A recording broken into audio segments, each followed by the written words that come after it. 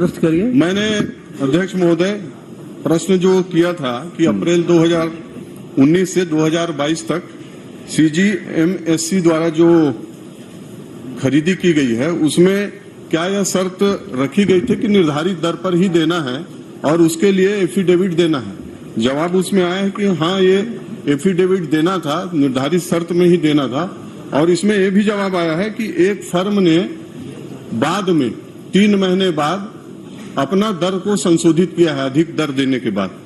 और उत्तर में ये भी दिए हैं कि आप उसके खिलाफ कार्रवाई नहीं किए हैं, भुगतान उसको जो दर था उस आधार पर किए हैं। तो मैं जानना चाहता हूं कि ऐसे कंपनी के खिलाफ में कार्रवाई किए हैं क्या, और यदि किए हैं तो क्या किए हैं, और नहीं किए हैं तो क्यों नहीं किए हैं। संबंधित कंपनी को माननीय अध्यक्ष महोदय नोटिस जारी किया गया, उसके जवाब आने के बाद ही कोई कार्रवाई निर्धारित होगी। नहीं अध्यक्ष महोदय, इसके बाद 2 कंपनी और है जिसको डीपीसीओ के आधार पर बाद में फिर उसको दर को कम किया गया है। तो मैं जानना चाह रहा हूं, बार बार कई कंपनी जब ऐसा कर रही हैं तो आप उनको नियम है ब्लैक लिस्टेड करने, कार्रवाई करने का, तो क्यों नोटिस जारी करके इतने दिन से क्यों रखे। बार बार 19 का मामला है तो इतने दिन तक इसको क्यों रोक के रखा गया, और क्या भविष्य में ऐसी कंपनियों के खिलाफ कार्रवाई की जाएगी क्या। विधि सम्मत कार्रवाई की जाएगी। धन्यवाद। चलिए, प्रश्न क्रमांक 3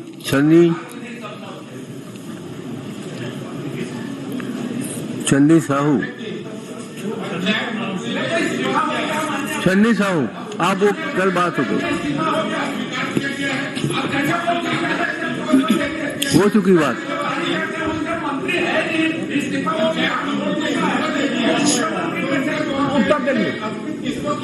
इसमें क्या है बता दें। कल बता दिया गया। आपको किसने किया, अधिकृत किसने किया ये तो बताएं। और जिसको करना चाहिए उसी ने किया है। हम विधानसभा सचिवालय में पूछ रहे हैं। कल बता दिया गया था कि उन्होंने अकबर भाई को अधिकृत किया है। माननीय अध्यक्ष महोदय, कल ही इस विषय में चर्चा हुई है कि उन्होंने पद से त्याग पत्र दे दिया, मैंने वो विभाग छोड़ दिया है। जब वो विभाग छोड़ दिया है तो अधिकृत कैसे कर दिया उसने।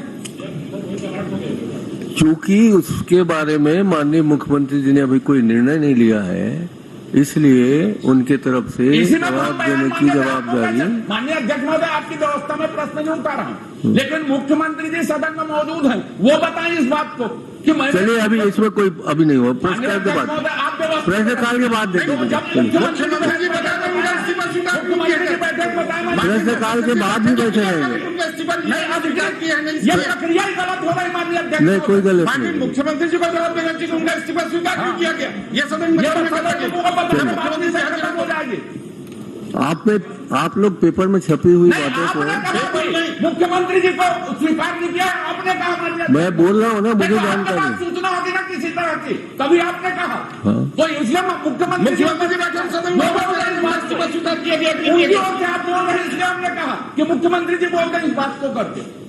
माननीय अध्यक्ष जी, आप शुरू में ही आबकारी विभाग का चर्चा करवा दिए, उसका असर दिख रहा है। नहीं, महत्वपूर्ण विषय माननीय अध्यक्ष जी, आपने स्वीकार किया अध्यक्ष महोदय सार्वजनिक पद से इस्तीफा दे रहा है, मुख्यमंत्री जी को पत्र लिख रहा है, और पत्र लिखने के बाद उसके विभाग का प्रश्न का उत्तर देने के लिए दूसरे मंत्री खड़े हो रहे हैं। तो दूसरे मंत्री को अधिकृत किसने किया है, हम सिर्फ ये जानना चाहते हैं। एक मिनट माननीय अध्यक्ष महोदय, आपने कहा कि उसका इस्तीफा अभी मुख्यमंत्री जी ने स्वीकृत नहीं किया।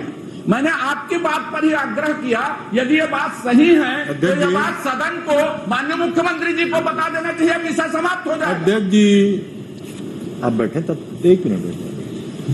कल सारे प्रतिपक्ष के सदस्यों के हाथ में महाराज साहब की चिट्ठी हिला रहे थे लोग। आज भी है, अभी भी रखे हो ना। एक अक्षर पढ़ लेना, उसमें त्याग पत्र शब्द का उपयोग है क्या। छोड़ता हूँ है। अरे बार बार इस्तीफा बोल रहे हो आप। महाराज ने इस्तीफा दिया। अध्यक्ष जी ने क्या कहा, मैं बात कर रहा हूँ। अध्यक्ष जी ने जो कहा, मैं कह रहा हूँ जो अध्यक्ष जी ने कहा उस पर बात छोड़ दिया। अध्यक्ष जी ने सूचना दी, अध्यक्ष जी ने सदन को सूचना दी कि उन्होंने माननीय मुख्यमंत्री जी ने इस्तीफा स्वीकार नहीं किया। पंचायत विभाग शब्द ही नहीं है। पंचायत विभाग फिर से मंत्री कौन है? अभी अध्यक्ष महोदय जी ने सदन को सूचना दी है, तो उसका त्यागपत्र मुख्यमंत्री जी ने स्वीकार नहीं किया है। पंचायत एवं ग्रामीण विकास अध्यक्ष जी ने अभी सूचना दी है मैं सदन में। अपने आपको पृथक कर रहा हूँ। आपने मुझे शेष दिन विभागों को जिम्मेदारी दी, उन्हें अपनी पूर्ण क्षमता और निष्ठा से निभाता रहूंगा।